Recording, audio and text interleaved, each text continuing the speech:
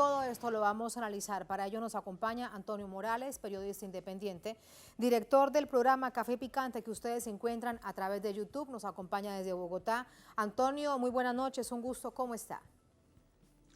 Tatiana, muy buenas noches. Un placer enorme estar con ustedes, con usted específicamente, con Telesur, una opción informativa totalmente no hegemónica. Muchísimas gracias. Antonio, hablemos de las características de este nuevo estallido social en Colombia. Ha sido masivo, pareciese que no hay temor por parte de la gente que sale a marchar y excesivamente violento. ¿Usted cómo lo caracteriza?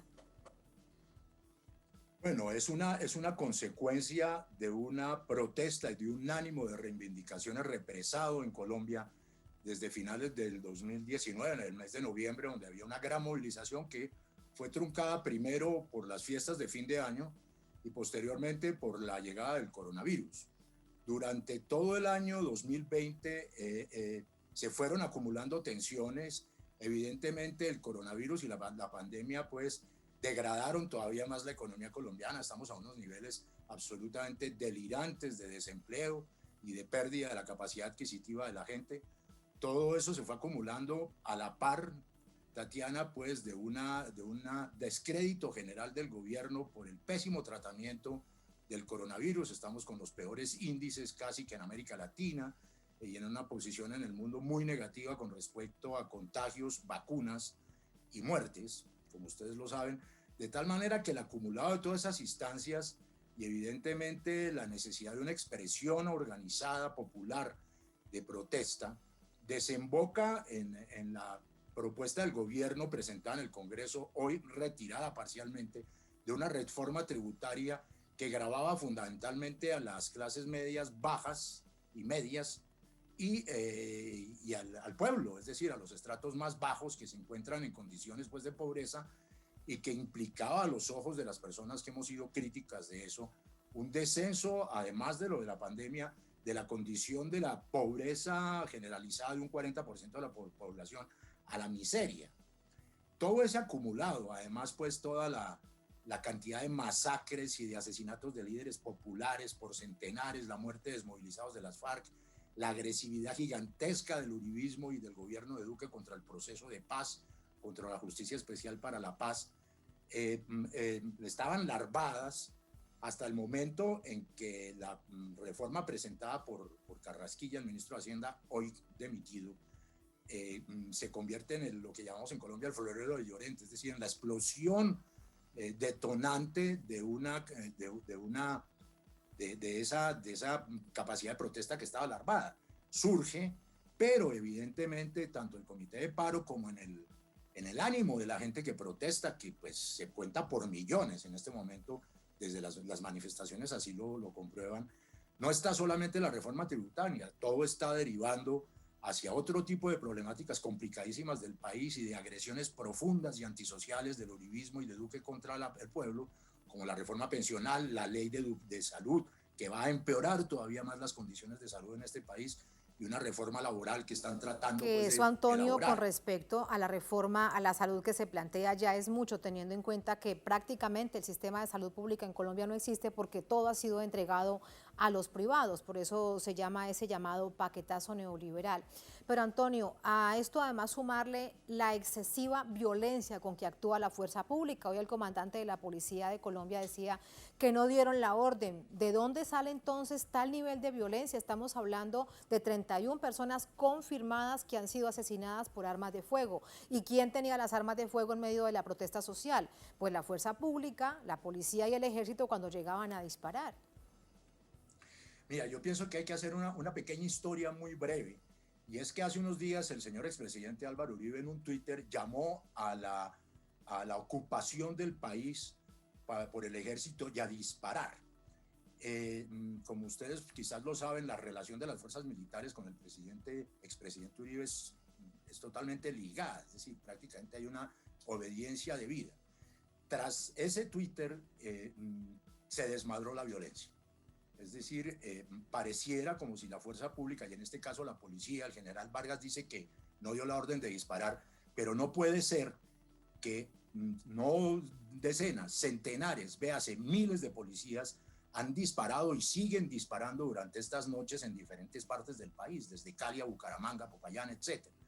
De tal manera que lo que está detrás también tiene que ver con otro tuit del señor Álvaro Uribe, en el cual expresó la teoría de un neonazi chileno que se llama Alexis López, en el sentido de una revolución molecular disipada,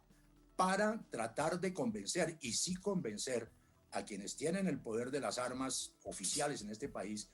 de que la protesta, la oposición y las expresiones de oponerse evidentemente y de denunciar todo tipo de problemas estructurales del neoliberalismo en Colombia son terrorismo, es decir, de equiparar, dice el señor Alexis López, a las guerrillas con la población en general que protesta. Este señor Alexis López fue recibido ya 2 veces en la Universidad Militar Nueva Granada, que es la Universidad del Ejército, donde expresó estas teorías. Se sabe que hace parte del adoctrinamiento tanto del Ejército como de la policía, de asumir este tipo de nueva concepción neofascista, evidentemente, de lo que es la oposición y de cómo reprimirla. Pues sí hemos llegado a un punto, Tatiana, en el cual evidentemente estamos al borde de una situación dictatorial con una violencia desmadrada. La violencia ha sido causada fundamentalmente por las fuerzas, por la policía. Evidentemente ha habido brotes de vandalismo y de ataques generalizados también a comercios y cosas que son totalmente condenables, pero lo que subyace dentro de toda esta dinámica espantosa y alucinante, en la cual, por ejemplo, en la noche de ayer, casi que en directo por las redes sociales, veíamos caer uno por uno a los manifestantes tiroteados por la policía, es esa teorización de considerar que la protesta y las masas en general hacen parte de la subversión y tratarla como tal, es decir, tratarla de manera represiva, disparando por la espalda de personas que ni siquiera estaban en manifestaciones, sino que transitaban quizás violando el toque de queda. Entonces, eso se lo quiero redondear diciéndole que la directora de Derechos Humanos de la Presidencia de la República, la señora Nancy Patricia Gutiérrez, ha dicho hoy, para un poco entender en qué está viviendo este país, que los derechos humanos solo son aplicables a las personas que respetan las instituciones y que respetan el statu quo, es decir, un desconocimiento de un proceso de 200 años que nace en la Revolución Francesa, que tiene una expresión inmensa en Colombia, como los derechos del hombre, publicados hace 200 y pico de años por Antonio Nariño, sí, que esta señora de un plumazo desconoce.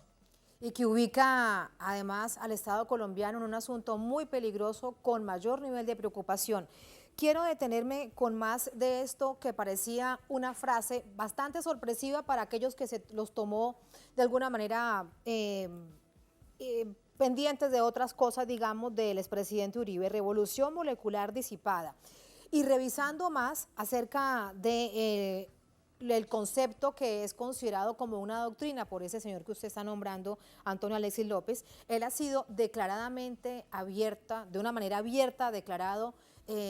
como neonazi en Chile. Y ya en la vida política chilena prácticamente no aparece, aunque sí sucedió eso hace 20 años. ¿Cuánto hay de esto en el nivel de peligrosidad real que pueda aplicarse a la protesta social, teniendo en cuenta que lo que dice el expresidente Uribe, pues lo ejecuta el jefe de gobierno, Iván Duque?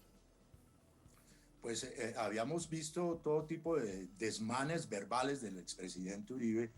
pero llegar al punto de hacer pública su identidad con principios claramente neonazis, con herencias del régimen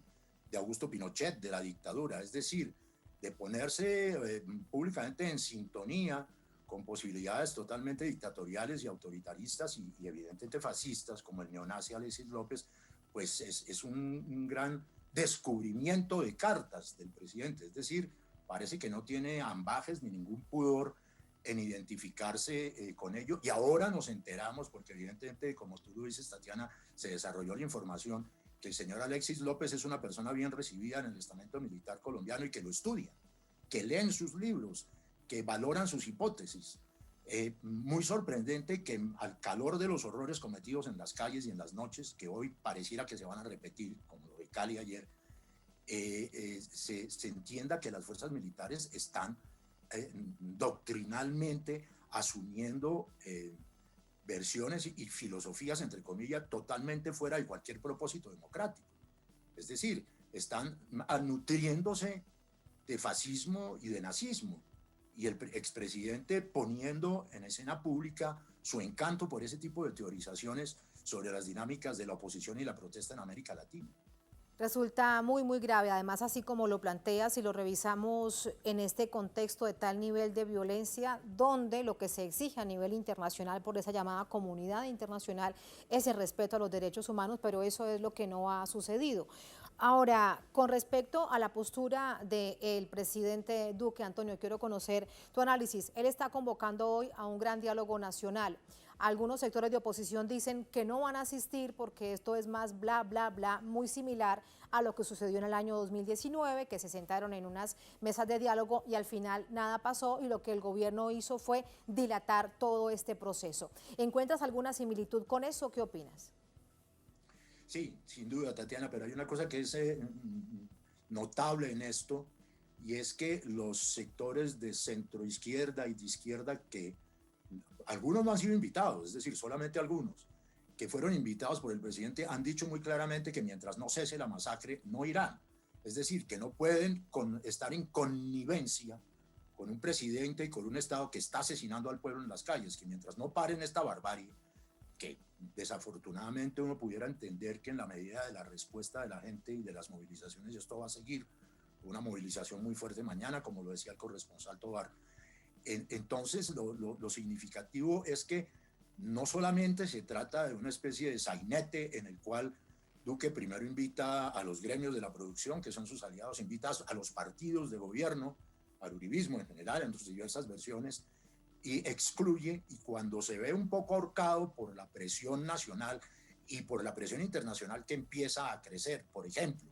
la Cámara de Representantes de los Estados Unidos ha dicho hoy, ha presentado una proposición para suspender la ayuda militar a Colombia, cosas ya de peso, la Comunidad Europea, como ustedes lo decían también. Entonces, la situación no es solamente una discusión sobre la reforma tributaria, sino la certeza de que se va a detener la masacre, y sobre todo la gente está pidiendo ya, desde las familias hasta las organizaciones populares, que las investigaciones conduzcan a algo. Por el otro lado, la concertación que proponen de un nuevo texto parte de la base de eliminar una serie de cosas que fueron las que de alguna manera causaron el alboroto popular, pero otras no. Y el diálogo nacional al que llama Duque, pues más tiene como el sentido de un diálogo de sordos o un diálogo consigo mismo, de una manera totalmente circular, donde pretenden tomar las decisiones excluyendo al Comité de Paro, por ejemplo, nunca lo han llamado, a los sectores del progresismo de Gustavo Petro, incluyeron a la Alianza Verde, pero pues la gente de la Alianza Verde y de la nueva alianza que tienen con Sergio Fajardo han dicho que no van mientras no cese la masacre, de tal manera que la complejización de la situación en Colombia, tanto de orden público como política y como conceptual sobre el futuro del país, es muy complicada, al punto que el uribismo está pidiendo hoy, Tatiana, que se expida la conmoción interior, que es un artículo constitucional que antes se llamaba el estado de sitio, que nos gobernó desde la colonia, desde la conquista, en virtud del cual lo que están pidiendo es que se suspendan las libertades, que se suspenda la información, que puedan utilizarse los canales por parte del Estado, que puedan suspender a las autoridades locales, gobernadores de departamento y alcaldes de grandes ciudades. Hay muchas ciudades del país que están, y departamentos que tienen gobiernos que no son del uribismo, de tal manera que lo que están proponiendo es una salida de facto completa, aparentemente institucional, a la cual yo creo que para un diálogo sobre la reforma tributaria no se pueden prestar los sectores que se oponen a la antidemocracia en Sí, Colombia, a hacerle el juego Antonio, a Duque. pero además es una propuesta de este estado de conmoción interior que sale del propio partido de gobierno, el partido uribista, que es el partido de gobierno, y ya bien recordábamos que el presidente Duque actúa, si no lo diga, tal como lo dice a través de las vías públicas del Twitter el expresidente Uribe. En ese escenario, ¿crees que realmente en Colombia se esté contemplando esta decisión cuando es el presidente Duque, como jefe de Estado, el responsable de toda esta tragedia? Sí, es el responsable sin duda, y su ministro de la Defensa, el señor Molano, el que hace pocas semanas dijo